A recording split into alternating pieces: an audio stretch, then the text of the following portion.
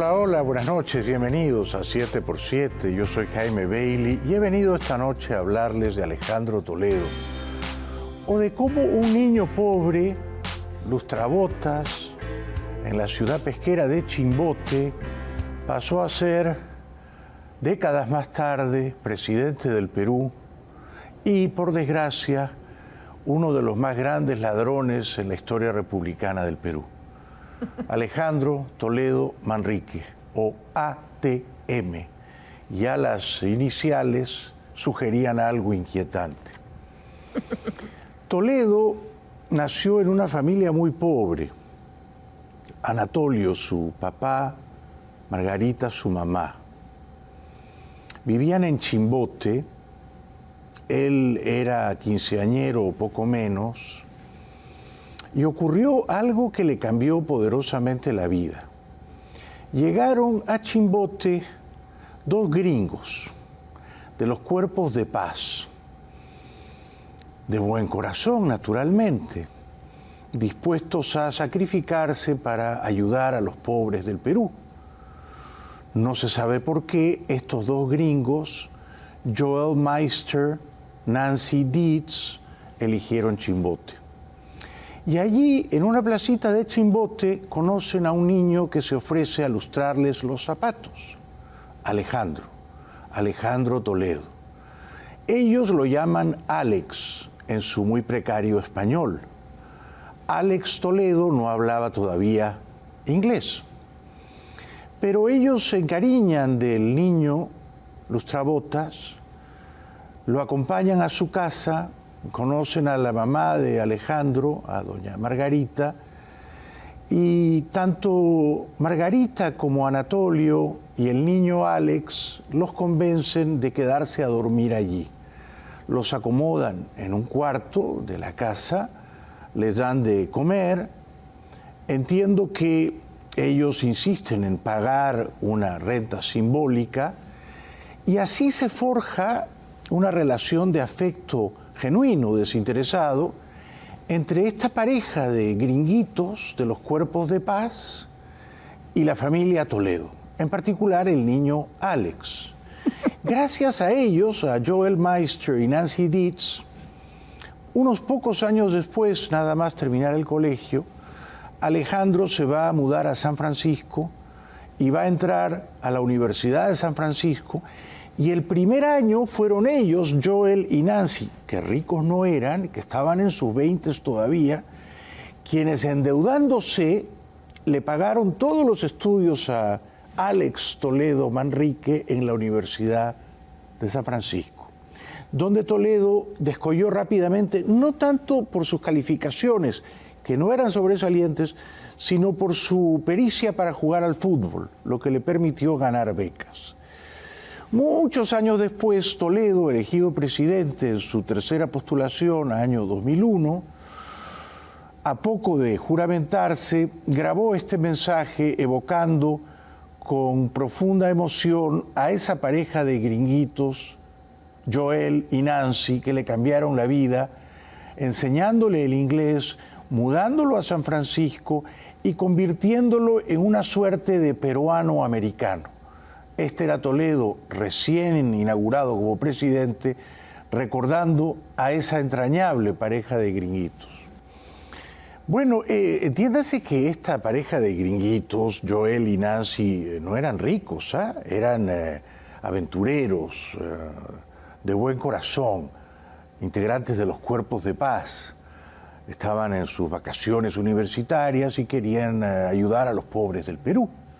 Y en efecto ayudaron a uno, que era muy pobre, pero muy avispado y muy ambicioso, Alejandro Toledo, el niño Alex, que no tardó en aprender inglés. Por cierto, el rumor es que Alex Toledo les cobraba una renta simbólica. Vio allí una primera oportunidad crematística en esta pareja de gringuitos de los cuerpos de paz, quienes, persuadidos de que a Toledo le esperaba, le aguardaba un futuro muy promisorio en la costa del Pacífico, en los Estados Unidos, convencieron a los papás de Alejandro, don Anatolio, doña Margarita, para que el muchacho se mudase a San Francisco. Ya digo, Nancy y Joel se endeudaron para pagar los estudios el primer año de Alejandro, quien enseguida, gracias a sus dotes de jugador de fútbol, consiguió ya una beca. Pocos años después habría de conocer a la mujer de su vida, la belga de origen judío Eliane Karp. Es decir que, fíjense cómo es la historia, ¿no? La voluntad de dos individuos, Nancy y Joel, no solo cambió la historia del señor Alejandro Toledo y de la familia entera de Toledo, pero también cambió la historia del Perú. Gracias a ellos, o debido a ellos, o por culpa de ellos, según como quiera mirarse este cuento, Toledo recibió una educación superior en la Universidad de San Francisco, luego en la Universidad de Stanford, donde hizo maestría y doctorado en economía y llegó a ser presidente del Perú. La intervención de ellos, de estos gringuitos, de buen corazón, generosísimos, fue absolutamente crucial para convertir a Toledo en un hombre de éxito, en un ganador y eventualmente en un político poderoso y en el presidente del Perú. Bastante notable. Toledo, por cierto, tuvo el gesto de invitarlos a su toma de posesión. Allí estuvieron, llorando de emoción, estos dos gringuitos de gran corazón, Nancy y Joel, que entiendo todavía viven, ¿no? Ahora deben de estar llorando, pero por otras razones, ¿no? Porque el muchacho, el niño Alex, resultó, ¿cómo decirlo?, un poco chueco, un poco torcido. Y siendo presidente, metió la mano en la lata. Pero a eso llegaremos en un ratito. Antes, la parte feliz o la parte presentable de la biografía de Toledo es esta primera parte, ¿no?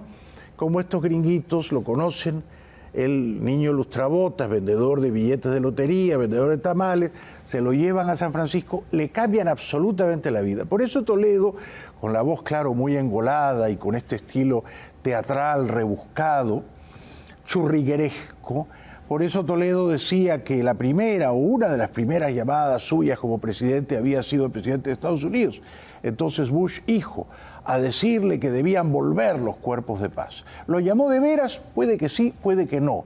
Quizás fue solo una resaca y una alucinación. Bueno, como este niño ingenuo, humilde, lustrabotas, vendedor de loterías y tamales, se convierte en un hombre de éxito, ¿no?, en los Estados Unidos, gracias a esa intervención capital de dos gringuitos de los cuerpos de paz. Gracias también a que Toledo resultó un estudiante más o menos aplicado en la Universidad de San Francisco, aprendió rápidamente el inglés, entró luego a Stanford. No cualquiera entra a Stanford, ¿eh? Stanford es una universidad Ivy League que está entre las 10 mejores del mundo, ¿no? No cualquiera.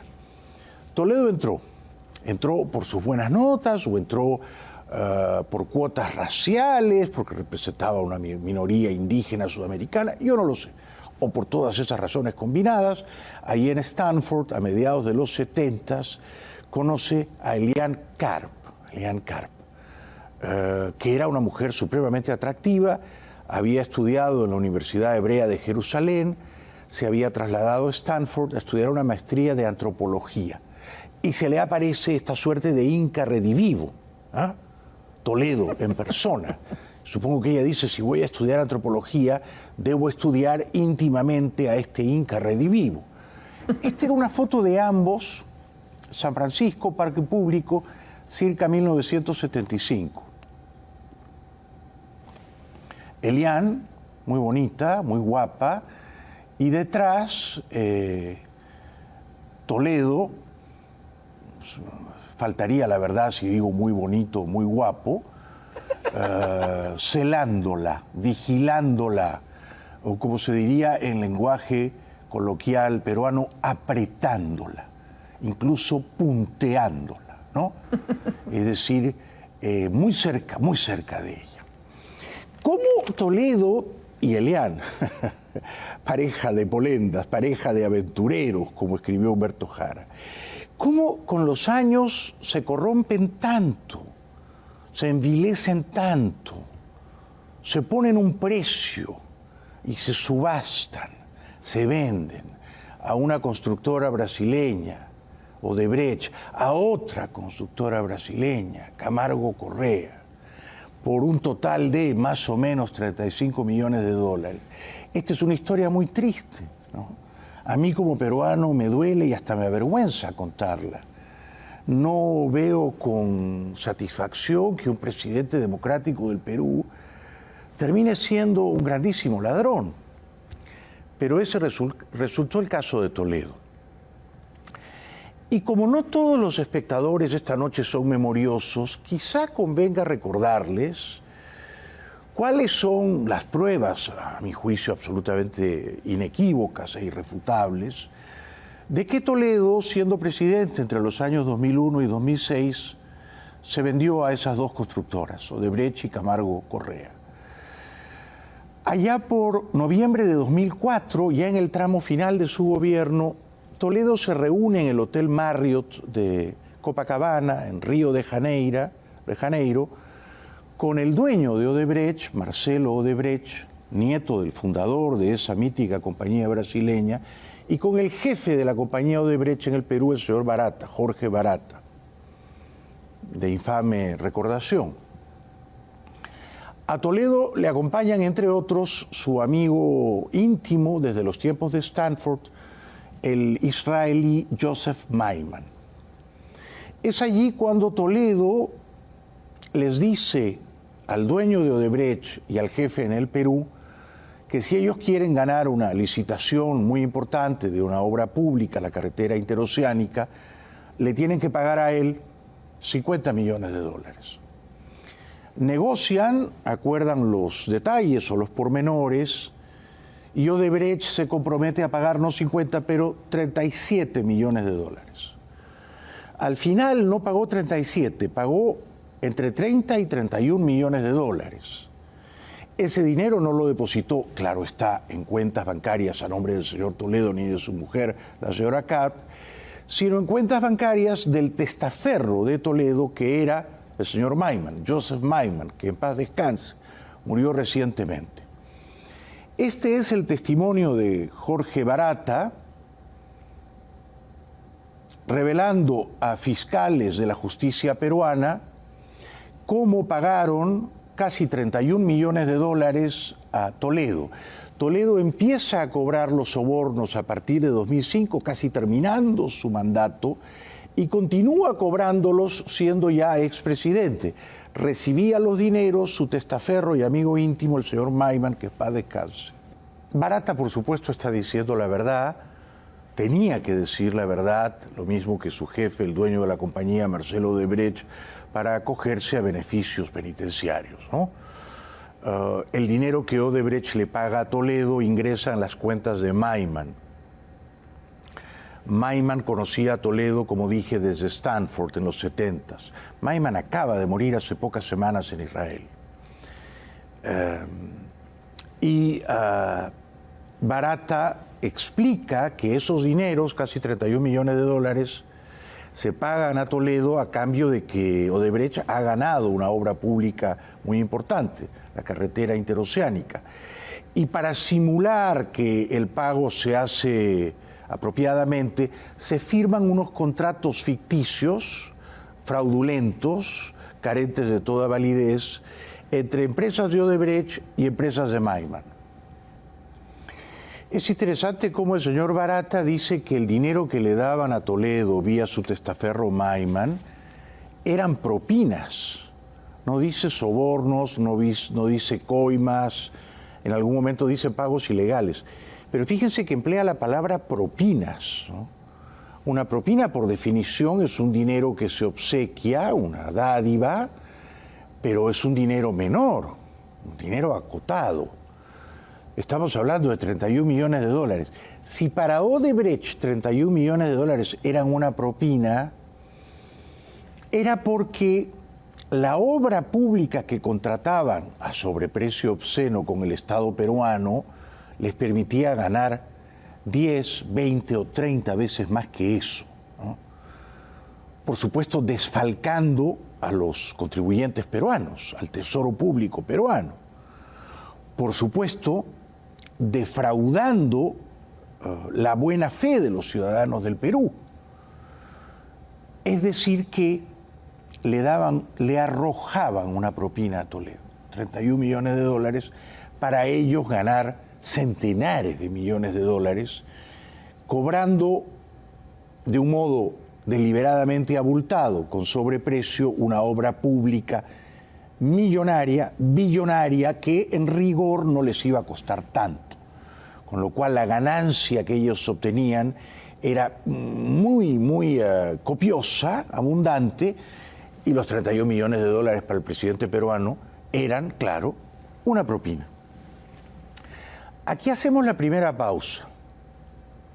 Luego de la pausa les voy a contar cómo Maiman, cuando se descubre el escándalo de las propinas que Odebrecht le daba al expresidente Toledo, Maiman se inmola por Toledo al comienzo y dice que la plata era para él, no era para Toledo, que las compras millonarias que Toledo había hecho en Lima, una casa, una oficina de lujo, eran para él, no para la familia de Toledo. Pero esa mentira tuvo corta vida. Después, y todavía a tiempo, Maiman se arrepintió y confesó a la justicia que él era el testaferro de Toledo y que todos los dineros que él recogió, las propinas de Odebrecht, él luego se los entregó a Toledo en cuentas en Costa Rica a nombre de la empresa Ecoteva, como ustedes recordarán. Entonces vamos a regresar con la confesión descarnada y brutal de Maiman, sindicando a Toledo como el gran corruptor y el voraz ladrón, y como presidente se dedicó principalmente a beber whisky etiqueta azul, no sé si a seguir aspirando cocaína, un vicio que padeció la mayor parte de su vida adulta, y principalmente a pactar y luego a cobrar sobornos o propinas, diría Barata, de Odebrecht y también de otra constructora brasileña, Camargo Correa. Esos sobornos fueron pagados al testaferro de Toledo, Joseph Maiman, amigo suyo desde los tiempos de Stanford, que acaba de morir hace pocas semanas.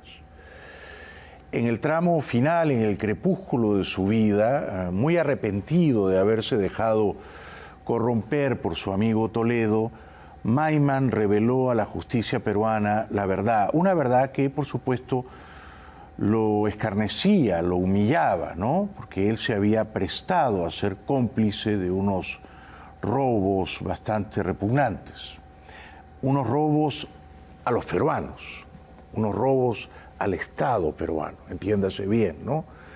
Y entonces el señor Maiman revelaba a la justicia del Perú cómo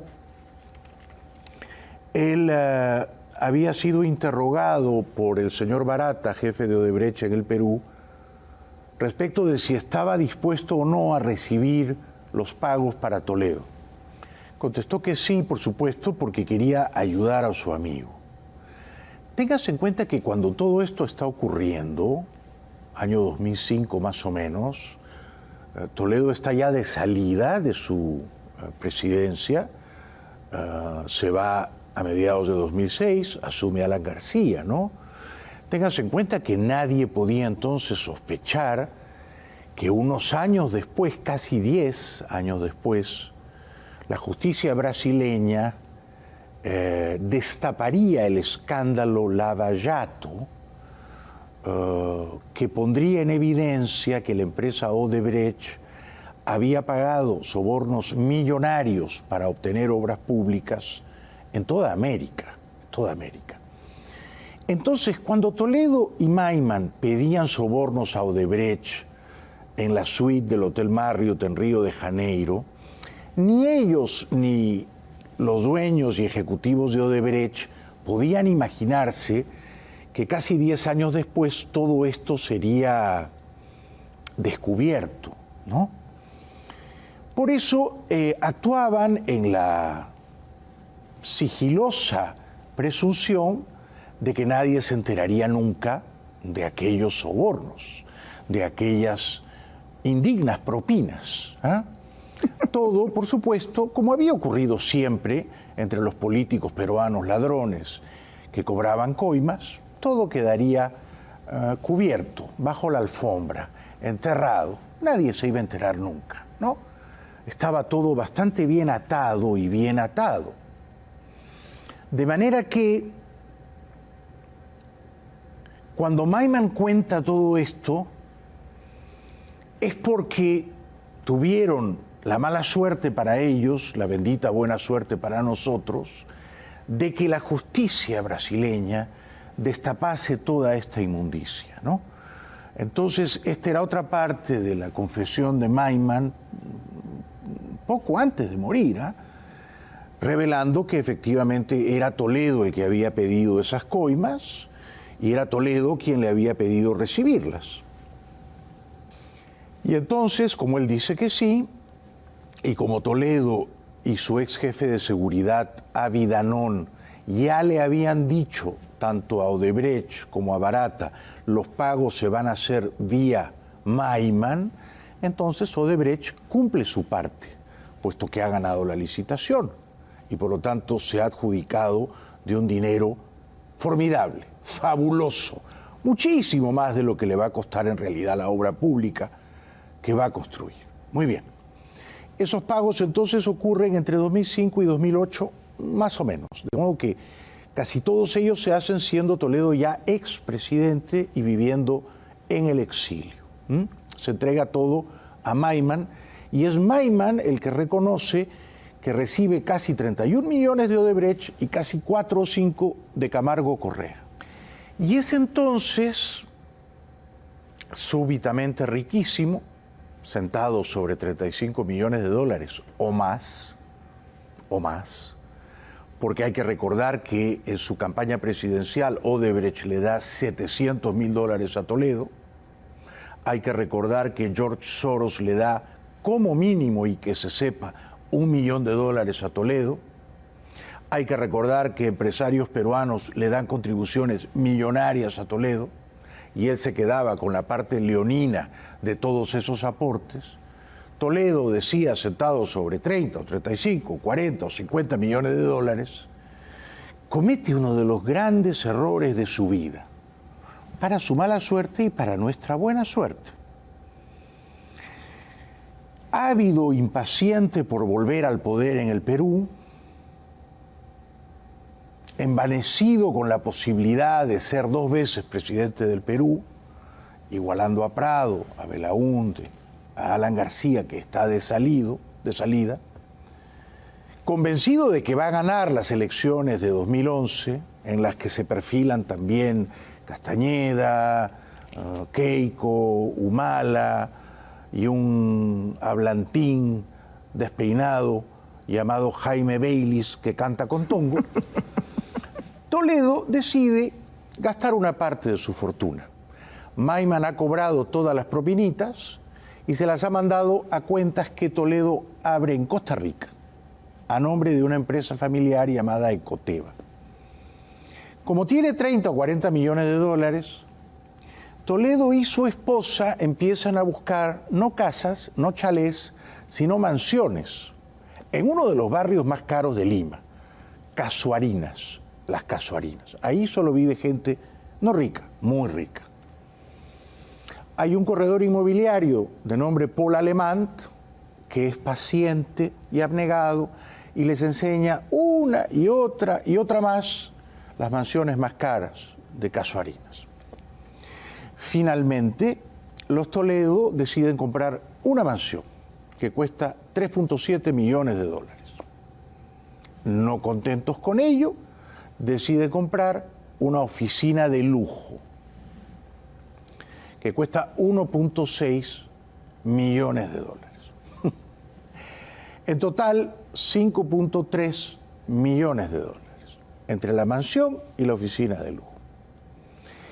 Cometen otro error, sumado al de la angurria de comprar propiedades inmobiliarias millonarias en el Perú sin poder explicar el origen de aquella sospechosa fortuna. Cometen el error de no pagarle al señor Paul Alemant su porcentaje por la compra de la casa, porque taimados ellos, pérfidos ellos, en la hora final de comprar la mansión, estafan al corredor inmobiliario al que le tocaban $112,000 de comisión bien ganada, porque les había mostrado casas durante 2 años. Lo estafan, lo atrasan y cierran directamente con el señor Arbulú Alba, dueño de la casa, para ahorrarse los $112,000 de la comisión al agente inmobiliario alemán. El agente inmobiliario, comprensiblemente mortificado, llama al diario Correo, a su director, un periodista muy lúcido y muy valeroso, Aldo Mariátegui, a quien yo creo que después van a despedir precisamente porque tuvo el coraje de publicar esta primicia, y el corredor inmobiliario le cuenta al director del diario Correo de Perú, mira, los Toledo han comprado una mansión de $3.7 millones en Las Casuarinas y no me han pagado la comisión porque han cerrado directamente con el dueño. Así de rácanos, de mezquinos son. Bueno. Y estalla el escándalo, esto es 2013 más o menos, cuando estalla el escándalo de cómo así el señor Toledo y su bien amada esposa, la avinagrada señora Elian Karp, disponen de $5.3 millones para comprar una mansión en Lima, una oficina de lujo en Lima, y para pagar las hipotecas pendientes de otra casa en un barrio acomodado de Lima, el barrio de Camacho, la casa de Toledo que yo conocí, o a medias, porque me quedé afuera, no me dejaron entrar, quedaba muy cerca de la casa donde vivía mi primera esposa, y la casa de playa de Toledo, en el balneario noble de Punta Sal, al norte del Perú. Muy bien. Entonces Toledo de pronto tiene $6 millones, la prensa peruana se entera y se pregunta, con toda razón, ¿no?, desde el sentido común, ¿cómo así Toledo tiene $6 millones? La primera explicación de Toledo, pillado por la prensa, es, no, esa plata no es mía, esa plata es de Maiman. No, yo no estoy comprando estas propiedades para mí. Son inversiones que el señor Maiman quiere hacer en el Perú. Una vez más, su testaferro Maiman se inmola por él. Pero al final de su vida y poco antes de morir, cuando hace esta confesión sincera, Maiman dice que él se encuentra absolutamente mortificado cuando encuentra que Toledo ha hecho estas compras millonarias en el Perú con una empresa basada en Costa Rica, Ecoteva, y luego sindica a Maiman de ser el inversionista que está comprando estas cosas. Es decir, que los Toledo posan como recaderos de Maiman, que le compran casas, oficinas, pero nadie habría de creerles, por supuesto. Así fue. Y yo espero que descanse en paz, Maiman. No lo conocí personalmente. Robó con Toledo. Condescendió a robar con su amigo de tiempos universitarios Toledo. Por supuesto, lo que hizo fue deplorable, ¿no?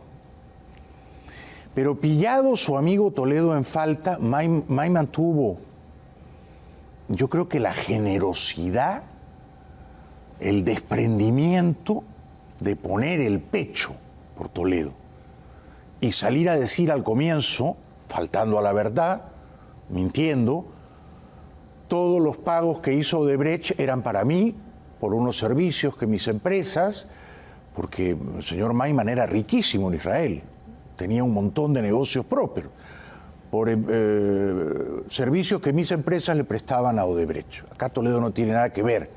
De manera que esos $31 millones que Odebrecht me pagó a mí son para mí y para mis empresas, no para Toledo. Yo no soy testaferro de Toledo. Y luego, cuando Toledo comete la torpeza, la chapucería, la estulticia de comprar propiedades millonarias en Lima, de nuevo Maiman pone el pecho por él y recibe las balas por él. Y está dispuesto a morir por Toledo, a sacrificar su honor, su reputación de empresario en Israel, para que Toledo no fuera a la cárcel, o para que a Toledo la prensa no le pudiera probar que era lo que era, o sea, un gran ladrón, un gran coimero. Y un coimero impaciente, porque cuando Odebrecht todavía le debía parte de la plata que había pactado pagarle en propinas, Toledo llamaba a Barata, lo contaba el propio señor Barata, decir, oye, me están debiendo, ¿cuándo me pagan? Es decir, que era un ladrón sin culpa, un ladrón sin tormento ninguno de conciencia, un ladrón profesional. Parece que se había entrenado toda su vida para ser el gran ladrón que terminó siendo, porque robaba con convicción, a gritos y levantando el teléfono, a seguir cobrando sus propinas. Al final de su vida, Maiman, ya peleado con Toledo, ya distanciado de Toledo, comprendiendo que Toledo había sido una fuente de corrupción, de intoxicación, de desgracias para él y su familia, Maiman revela la verdad, se libera, ¿no? Se libera, revela la verdad y dice, yo mentí para ayudar a mi amigo, pero todos los dineros que me dio tanto Odebrecht como Camargo Correa eran para él. O sea, todo era para él. Yo recogí ese dinero y se lo di a él. Y poco tiempo después murió. Pero al menos pudo morir con la tranquilidad de conciencia de haber dicho la verdad a la justicia. Lo más increíble de todo es que cuando la prensa descubre que Toledo está dilapidando dinero en propiedades inmobiliarias en Lima, gracias a el testimonio del corredor inmobiliario Paul Alemán, que ha sido estafado por los Toledo por $112.000, ellos que tenían 40 millones de dólares, Toledo primero se indica a Maiman, ¿no? No, estamos comprando esta casa, esta oficina, porque Maiman quiere invertir en el Perú.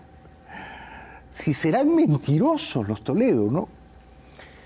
Pero nadie les cree porque se descubre que también han usado mucho dinero para pagar las hipotecas de otra casa en Lima y de una casa de playa al norte del Perú. Entonces, ¿cómo es que los Toledo tenían tanto dinero de pronto?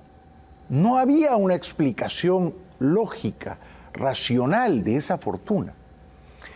Entonces a Toledo se le ocurre una mentira todavía más inverosímil, grotesca e hilarante. Toledo sale a decir a los peruanos y al mundo que él está haciendo compras millonarias, ya no para Maiman, sino para su suegra Eva. A esas alturas su suegra Eva era octogenaria y estaba, por supuesto, con un paso en el más allá. Muy bien. Toledo dice, no, es que esta plata no es mía, es de mi suegra, Eva Fernenbuch. Porque como ustedes saben, dice Toledo, Eva es judía, ¿no? Y Eva sufrió en el Holocausto, estuvo en campos de concentración, cosa que él no demuestra y que yo no puedo probar ni desmentir. Así que en compensación por haber sido víctima del Holocausto, de la persecución infame de los nazis, mi suegra ha recibido una indemnización de $17 millones. Y ella, mi suegra, quiere comprar una casa de lujo, una mansión en Lima, y también quiere comprar una oficina inteligente en un edificio ultramoderno cerca de la mansión, y de paso nos ayuda pagándonos las hipotecas de la casa de playa y de la casa de Camacho. O sea, la plata, dice Toledo, es de mi suegra. Ya no es Maiman, es mi suegra. Y la plata se la dieron a mi suegra porque era víctima del Holocausto. Todo era mentira. Todo. Todo era, como decía Toledo en sus tiempos de gloria, un entramado de mentiras, de falsificaciones, de embustes, más o menos ruines. Toledo estaba dispuesto a quemar a su amigo, a su suegra, a su hija, a cualquiera, con tal de escalar, con tal de ser no solo expresidente del Perú, sino rico, magnate, potentado, ¿ah? De igual a igual con los ricos peruanos. Ya no el lustrabotas de Chimbote, no, qué ocurrencia. Y esto lo hundió, ¿no? Esto lo hundió. Por un lado, la ambición desenfrenada, la vanidad sin compañía de talento, pero sobre todo la absoluta falta de escrúpulos. Quiero decir, el temperamento criminal, ¿no? Es una personalidad que, con poder, de inmediato se torna criminal y ve en cada oportunidad una ocasión, claro, para delinquir, para pescar, para capturar su propina y ser más rico. Y así, por supuesto, nos desgració a los peruanos que confiaron en él o a los peruanos que no confiamos en él. Porque después de la pausa les voy a recordar cómo el año 2001, hace 20 años nada menos, yo que al comienzo quizá confiaba tibiamente en él, dejé de confiar en él, porque su hija biológica Saraí, que acaba de casarse en Vancouver, le mando un abrazo, me llamó por teléfono, tenía apenas 14 años la niña, y me dijo, ese señor que sale en las pancartas, en las principales avenidas del Perú, ese señor que va a ser presidente es mi papá, pero no me reconoce, y le pido la prueba de ADN y no se la hace porque sabe que soy su hija. Quiero recordar eso después de la pausa, si me acompañan, y también quiero recordar un episodio esperpéntico,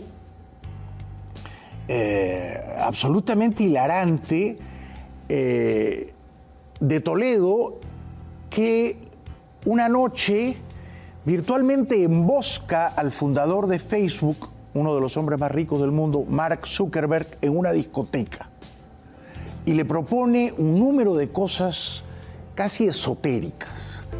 Después de haber robado y ya siendo millonario y siendo expresidente y deseando fervorosamente volver a ser presidente, el señor Toledo, el año 2015, alistando su candidatura presidencial para el año siguiente, 2016, año en que habría de ganar su exministro de Economía, el señor Kuczynski, que también recibió propinas indebidas de Odebrecht, aunque no por 31 millones, sino por 4 o 5 millones de dólares, el señor Toledo asiste a una reunión anual de empresarios y ejecutivos en el Perú, en Paracas, y allí hace esta rocambolesca, churrigueresca revelación. Bueno, cuando Toledo cuenta esto, que él se reunió con Zuckerberg, la gente se ríe. No todos le creen. No son pocos los que piensan de nuevo, Toledo está fabulando, ¿no? Está mintiendo sin culpa ninguna. Pero aparentemente ese encuentro había ocurrido. No fue, sin embargo, un encuentro académico. No. Según el relato de Zuckerberg, que de ambas partes parecería la más confiable, este encuentro ocurre en una discoteca o en un club nocturno o en un bar o en una boate, como se decía antes. Zuckerberg ha relatado esto en Beijing, China. Él está casado con Priscilla Chan, que es hija de inmigrantes chinos, aunque nacida en Boston, en Estados Unidos. Como se casó con una chinoamericana o sinoamericana, Zuckerberg, que es una mente brillante, faltaba más, aprendió el mandarín. Entonces, en una ocasión da una charla distendida en la Universidad de Tsinghua, en Beijing, China, y hablando en mandarín, cuenta cómo, en una muy extraña, inopinada circunstancia, conoce a Toledo. Claro que Zuckerberg no sabía quién era ese personaje de corta estatura, notoriamente embriagado, beodo, que se le acerca con dos rumbosas bailarinas. Entonces, y Zuckerberg no tendría por qué estar mintiendo, ¿no es cierto? Él está en una discoteca, un nightclub. Esto ocurre en el área de la Bahía, como se llama al sur de San Francisco, ¿no? En Palo Alto, donde está el campus de Stanford, donde vivía Steve Jobs, donde murió Steve Jobs, el creador de Apple. Y es gracioso que Toledo haya terminado viviendo en un barrio llamado Palo Alto, ¿no? Porque Toledo el palo, el mástil de su virilidad lo tuvo siempre muy alto, muy erecto, ¿no? Muy presto al combate, ¿no? Con su mujer o con otras mujeres, ¿no? De buena o mala reputación, ¿no? Casi siempre de dudosa reputación. Entonces Zuckerberg cuenta que se le acerca a este señor, borracho, con dos mujeres a las que toma del brazo y con una botella de etiqueta azul.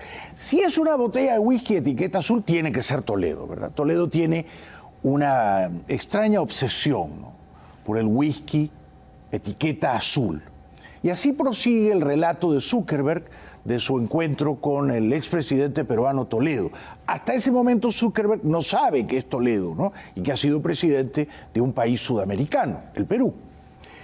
De nuevo, todo es tan profundamente Toledo, ¿no? El nightclub, las bailarinas,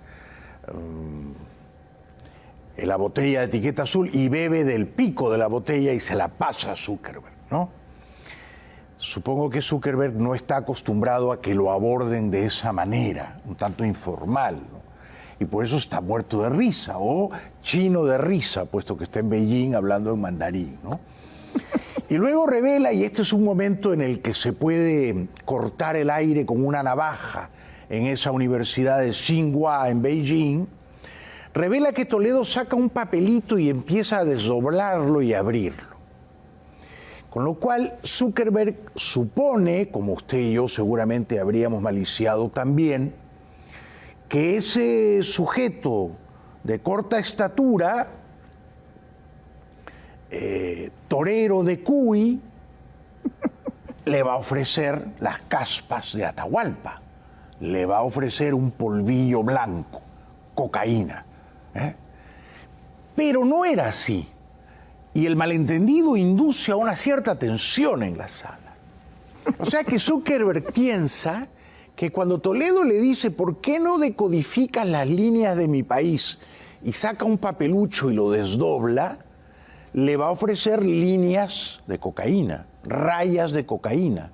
Pero no, resulta que es un folleto ajado de las líneas de Nazca. ¿Cómo así Toledo tenía ese folleto entre sus bolsillos? Quizá porque sabía que Zuckerberg estaba ahí y fue directamente a emboscarlo con el whisky, con las chicas, con todo, con los papelitos, los papeluchos y el folleto, ¿no? Y entonces, claro, yo supongo que Zuckerberg se queda, bueno, perplejo y al mismo tiempo divertido, ¿no? Divertido. Lo que le propone Toledo, no sé si es algo que a Zuckerberg le interesa, y aún si le interesara, no sé si es algo que Zuckerberg puede decodificar o descifrar, si hay algún mensaje encubierto en aquellas líneas de Nazca. Todo esto me parece que es un tanto inescrutable para Zuckerberg en esa noche en aquella discoteca, ¿no? Luego Zuckerberg cuenta que se entera de que ese señor había sido presidente del Perú y se estaba postulando de nuevo. La historia, por supuesto, es genial. Y Toledo, o así traté yo de retratarlo desde la ficción, termina siendo un personaje caricaturesco. O, como he dicho varias veces ya esta noche, no sé por qué el adjetivo se me ha descolgado, churrigueresco, que es alguien que se adorna en exceso y con cierta vulgaridad.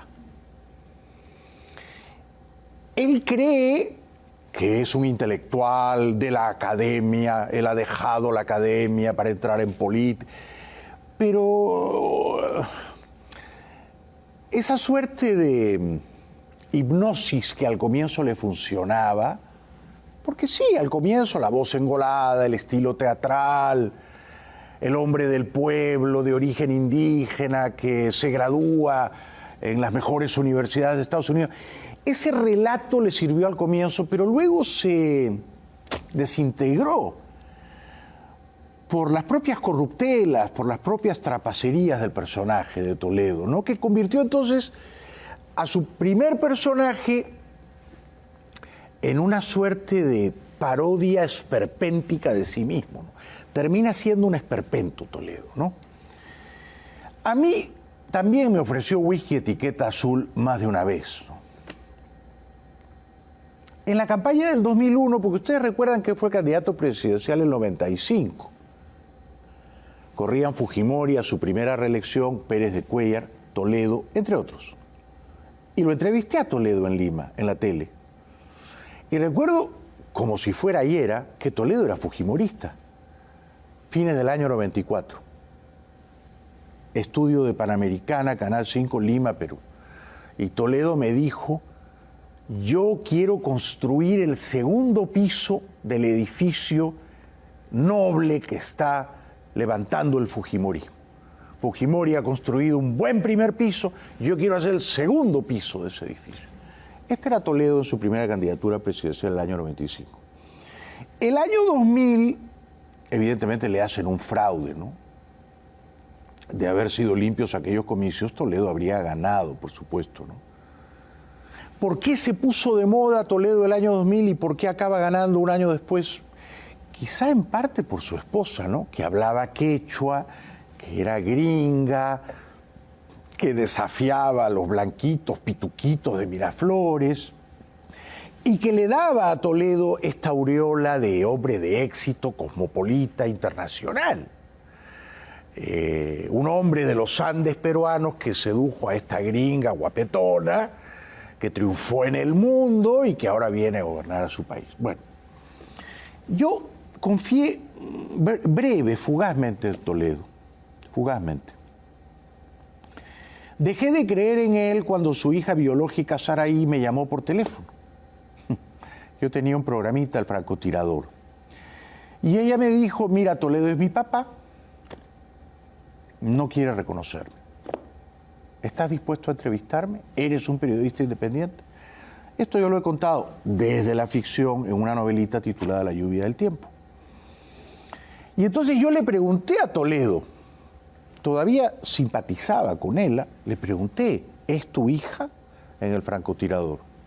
Pero no se atrevía a probarlo, no podía probarlo, porque era su hija. Y el tiempo iba a demostrar que, en efecto, era su hija biológica. Y con el tiempo él la iba a reconocer, sin hacerse la prueba de ADN. También invité a ese programa, El Francotirador, a la niña Saraí, muy valiente, muy inteligente, y a su mamá, Lucrecia Orozco, una muy digna señora piurana.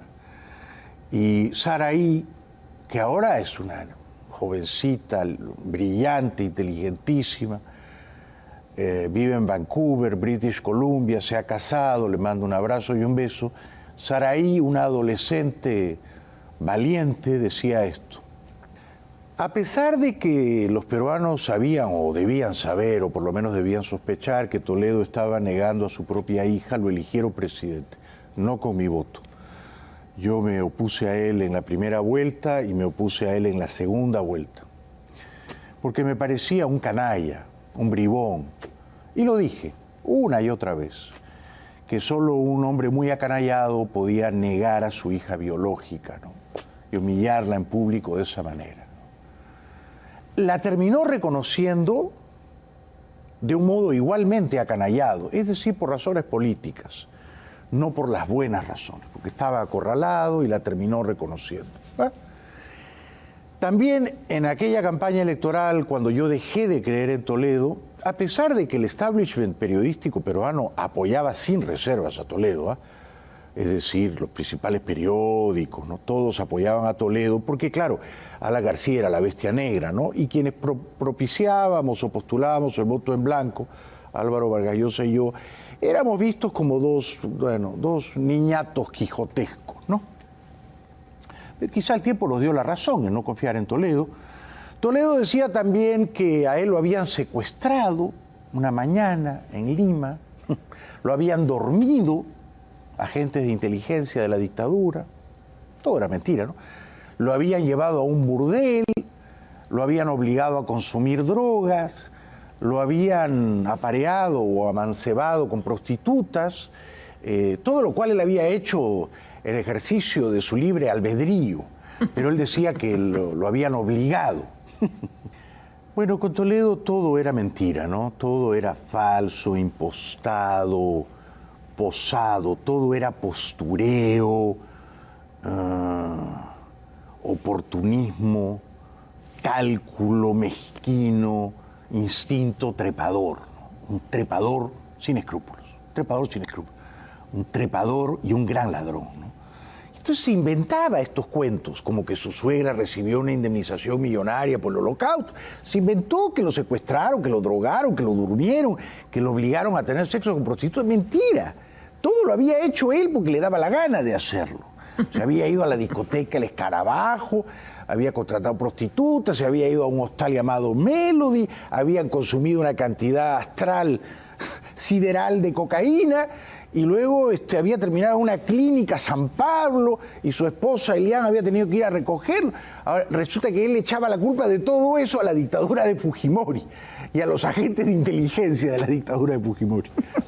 Es que yo sepa la única vez en la historia en que un hombre drogado contra su voluntad ha tenido sexo con varias prostitutas a la vez estando dormido.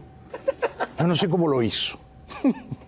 Estaba dormido y tuvo una orgía con prostitutas, pero él no quería hacerlo. Y lo drogaron, pero él no quería hacerlo. Con Toledo entonces resulta que hemos terminado con la caricatura, con el grotesco, con el esperpento, con esta cosa churrigueresca. Lo que comenzó, quiero decir, siendo una promesa, un líder popular que creía en el capitalismo, que era un demócrata incorruptible, terminó siendo esto, tan poca cosa, ¿no? Alguien que se subastó, se alquiló, se vendió, y alguien que tenía un poder fabuloso, todavía aún lo tiene, para mentir. Hay que reconocer que Toledo tenía una inventiva, una imaginación para elucubrar mentiras y para instalarlas en la opinión pública con profunda convicción y para persuadir a sus espectadores o oyentes de que aquellas mentiras eran verdades indudables. O sea, resultó una suerte de fabulador incomprendido, ¿no? Un mitómano, un mentiroso compulsivo que lo hacía de una manera increíblemente fría, calculada y profesional. Y por eso llegó a ser presidente del Perú. Y por eso llegó a estar sentado sobre 40 o 50 millones de dólares. Y tuvo la mala suerte de que la justicia brasileña destapase el escándalo Lava Jato y tuvo también, o cometió también, la estupidez de empezar a comprar propiedades millonarias en Lima sin poder explicar de dónde había sacado tanto dinero, ¿no? Vamos a la publicidad y al volver aquí en el 7x7, la sección de videos, tratándose de Toledo, van a ser todos humorísticos, supongo, que da origen o que da nombre a este programa de temporada, segunda temporada, el 7x7. Ahora, con esa bellísima cortina musical, fina cortesía de nuestro querido amigo Pedro Suárez Vértiz, inauguramos la sección de videos humorísticos 7x7. En el puesto número 7, yo mismo, me parece que el año 2009 o 2010, esto debió ser el 2010, en los estudios de Canal 2, Lima, Perú, el francotirador, revelando cuánto se había gastado en licores, en bebidas espirituosas, en los 5 años en que el señor Toledo fue presidente del Perú. No sé si reconozco a ese jovencito. En el puesto número está bastante menos hinchado que el señor Ventrudo que les habla esta noche, ¿no?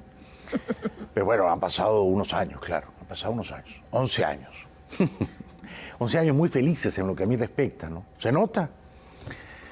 En el puesto número 6, Toledo sale de comer en un restaurante en Santa Clara con su mujer Eliana y con Adam Pollack y se enfurece con un reportero, creo que del Canal 2.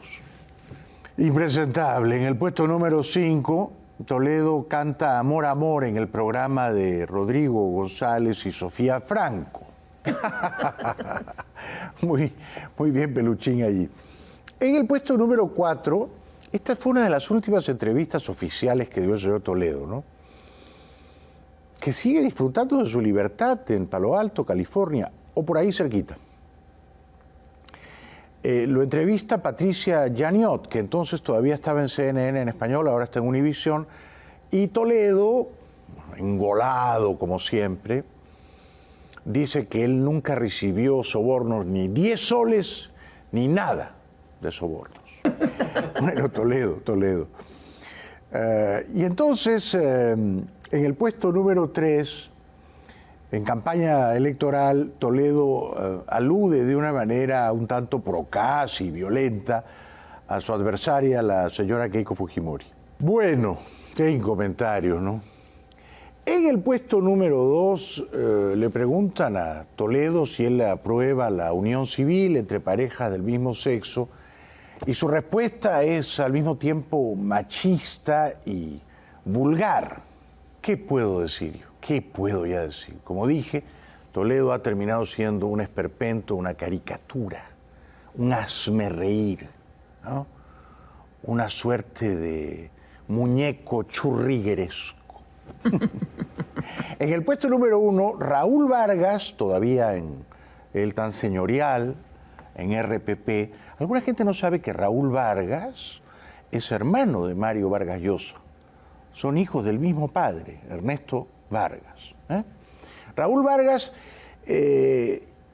entrevista por teléfono a Toledo. Toledo era candidato presidencial y descubre que Toledo está profundamente borracho. Hay problemas en la comunicación.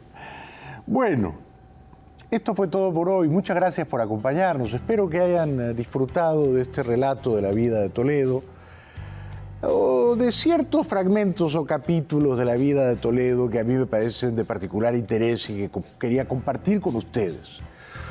Gracias por acompañarnos, gracias al canal por seguir confiando en nosotros, gracias a mi querida amiga y productora Jimena Ruiz Rosas. Con suerte nos vemos el próximo domingo a las 10 de la noche aquí en el 7x7 en Willax Televisión. Gracias, buenas noches.